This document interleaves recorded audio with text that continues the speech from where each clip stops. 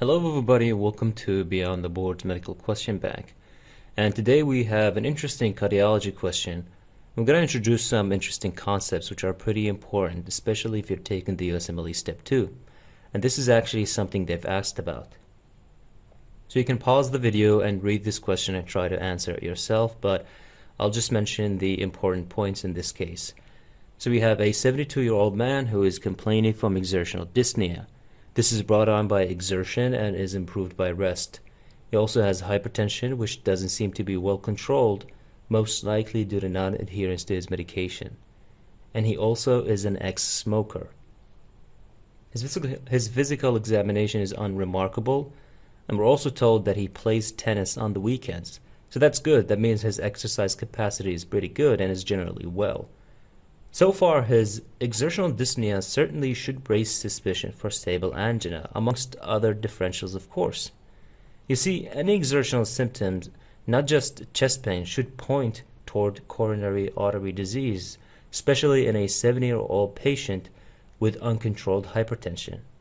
Now, dyspnea is common in stable angina, and it may be the only symptom.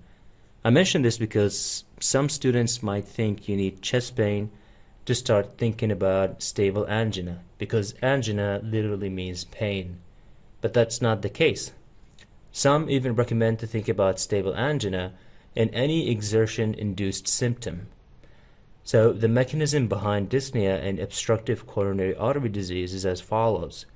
So during exertion, your heart requires more energy and more oxygen, and because of that fixed coronary stenosis, the coronary arteries are unable to supply the heart with enough oxygen during exertion, resulting in ischemia.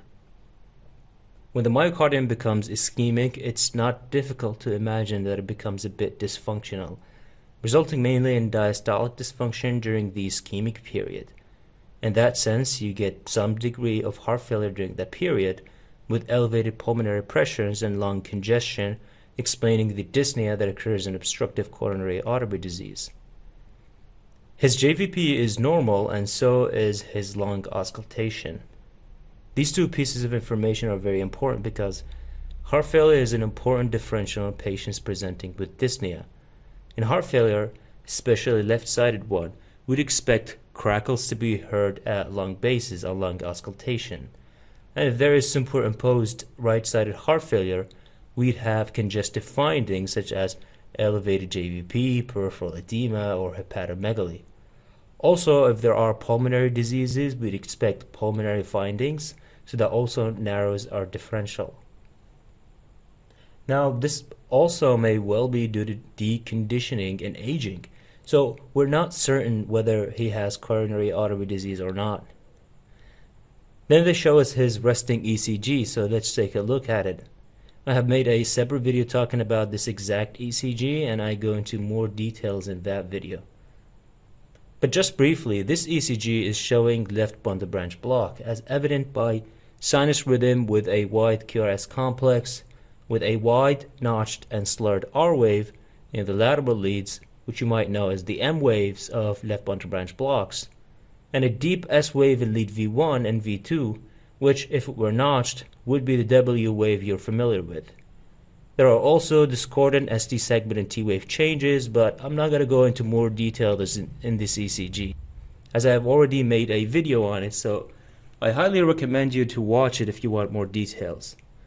I have also made another video explaining left bundle branch blocks and why it appears as such on the surface ECG and how to diagnose it on an ECG. So watch that as well if you want to learn more about this topic. But back to this case. We are concerned that this patient may have stable angina, and a left bundle branch block can also be caused by coronary artery disease. So that is also something that is pointing us towards that direction. But again, his left bundle branch block can also be due to aging, so we're not really sure. The question is then asking about the best next step for the evaluation of this patient's symptoms. Now, when it comes to evaluating a patient with suspected angina, we need to know the pre-test probability of coronary artery disease, i.e. how likely this patient to have coronary artery disease and for that to be detected on testing. So the way we determine the pretest probability is by the constellation of symptoms and risk factors And then we can say this person has a low, intermediate, or high pretest probability. So an example of a person with a very low pretest probability would be a young person in their 20s who are complaining from occasional chest pain. Chest pain doesn't seem to be cardiac in origin, so it might be more left-sided rather than central. And it is also unrelated to exertion, so it just comes and goes at rest. The person might also not have the typical risk factors for coronary artery disease like smoking, hypertension, hyperlipidemia, diabetes, or a family history of premature coronary artery disease. In this patient with a very low pretest probability, avoiding overtesting might be the best option for them. So answer choice E might be appropriate for this sort of patient.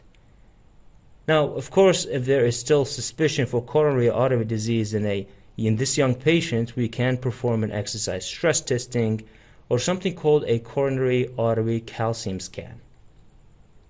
Now, this test looks for calcifications within the coronary arteries and has a very high negative predictive value in this population, since atherosclerosis is accompanied by some degree of calcifications which can be detected by this imaging modality. The absence of calcium within the coronary arteries makes coronary artery disease very unlikely. So answer choice A would also be appropriate for a low pretest probability patient with concerns for coronary artery disease. However, this is clearly not the case here. This patient here is in his 70s. Now, this patient doesn't complain from chest pain, which in and of itself would markedly raise the pretest probability of coronary artery disease, but he complains of exertional dyspnea, along with the fact that he is a past smoker and hypertensive.